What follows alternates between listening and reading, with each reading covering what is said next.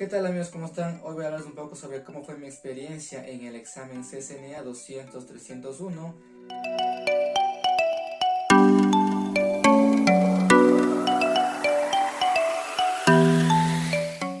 En este caso voy a empezar diciéndoles cómo fue mi experiencia el día del examen. En mi caso yo tomé el examen vía online, dado que por esto del virus dan la facilidad para poder tomar desde casa. Entonces el examen dura aproximadamente 170 minutos, porque las personas que no hablamos inglés nos dan 30 minutos adicionales para poder tener en el examen. Entonces en mi caso yo agendé el examen para las 10 de la noche, aquí en mi hora local.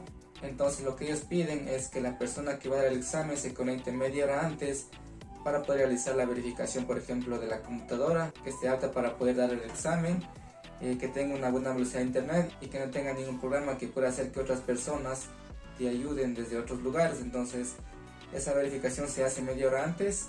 También lo que ellos te piden es que tomes tus fotografías de la habitación en donde vas a dar el examen para verificar que no haya ninguna persona que pueda ayudarte y de esa manera hacer trampa.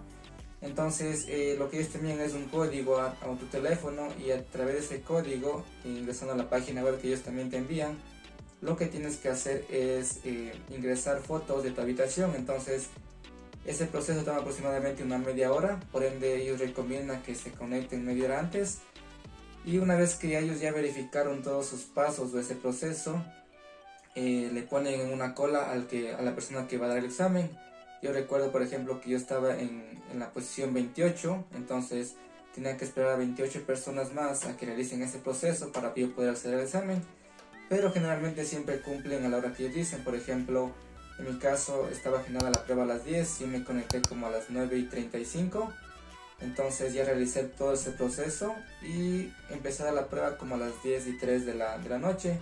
Igualmente ellos le piden el teléfono celular de la persona para que, si es que hay un problema de conexión, o si por ejemplo ellos están viendo que la cámara está mal enfocada, ellos puedan también mandarte mensajes indicándote que si no mejoras lo que ellos te piden, pueden cancelar el examen. Entonces también otra recomendación es que la habitación tiene que estar bien alumbrada, y por ejemplo la cámara tiene que estar enfocando siempre a la persona, a tu cara.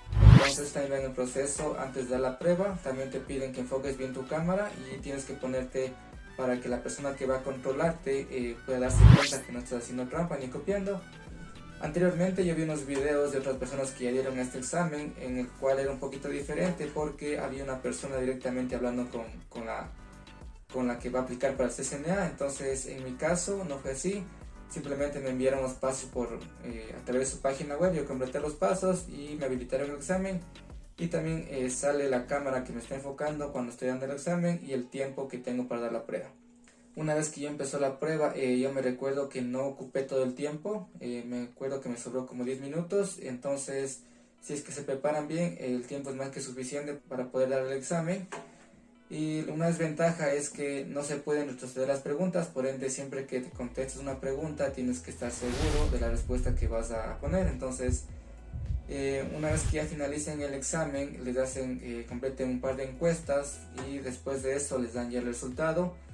Este resultado va a ser un preliminar, porque las personas de Cisco o las de Person View, que son las que toman el examen, tienen que verificar que la persona que dio el examen no haya hecho trampa. Entonces en mi caso yo saqué 896 puntos, que me arrojó cuando yo terminé la prueba, pero a las 48 horas ya te envían el certificado oficial en PDF indicándote que han revisado que no ha habido ninguna trampa en la prueba y que has aprobado el CCNA correctamente.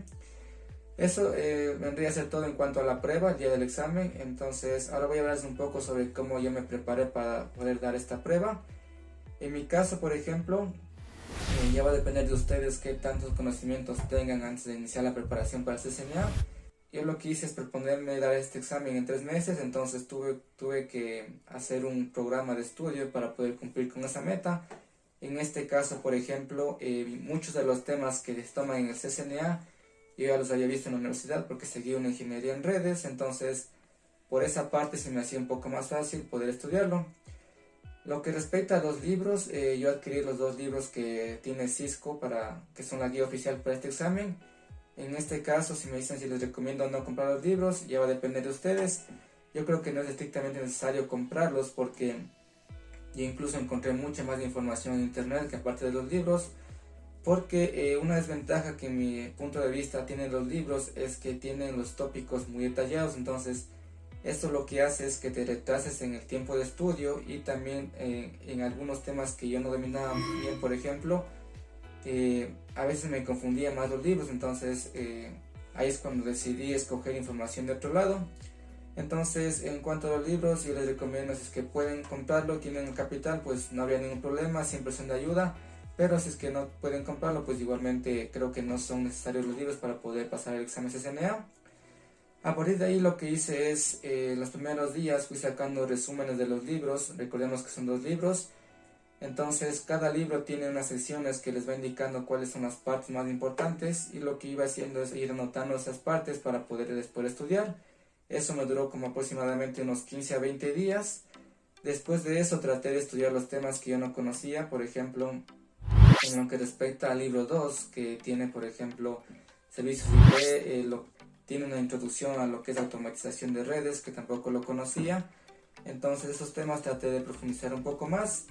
En lo que respecta al libro 1, vienen, por ejemplo, temas como son OCPF, enrutamiento, IPv4, IPv6, lo que son las configuraciones básicas de tanto de switch y de router de Cisco, cómo entrar a la configuración, la seguridad, por ejemplo, cuál es la diferencia entre Telnet, entre SSH o para configurar a través de consola. Entonces son temas que en la universidad que yo estuve ya me dieron un poco, entonces conocía del tema y sí me enfoqué más en el libro 2. Entonces, después de sacar este resumen de los 2 libros, como ya les indico, que me tomó más o menos unos 20 días, a partir de ahí sí me puse a estudiar ya de los resúmenes que hice.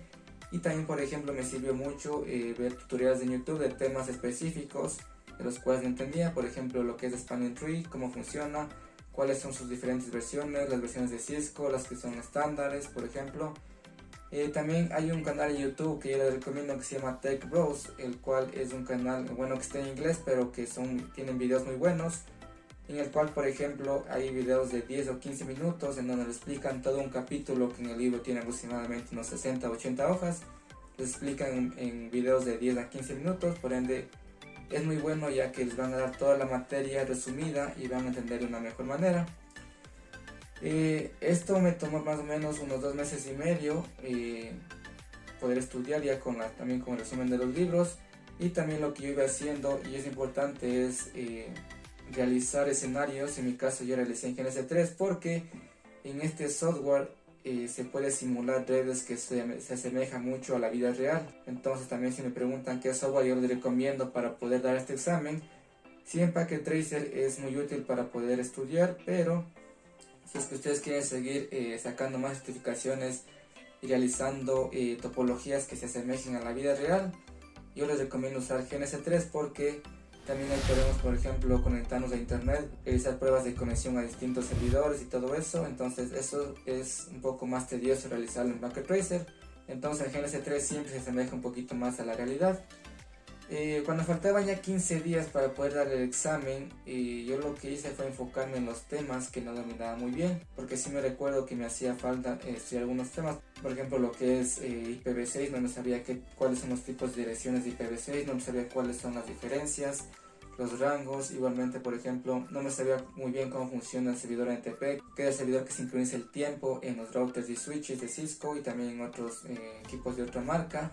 También lo que es, por ejemplo, Syslog también tiene una tabla en donde nos indica, por ejemplo, cuáles son los tipos de mensajes que se van a enviar al servidor. Entonces, todos esos temas que me faltaba reforzarme en esos 15 días, realicé un repaso general, pero al mismo tiempo me enfoqué más en estudiar esos temas.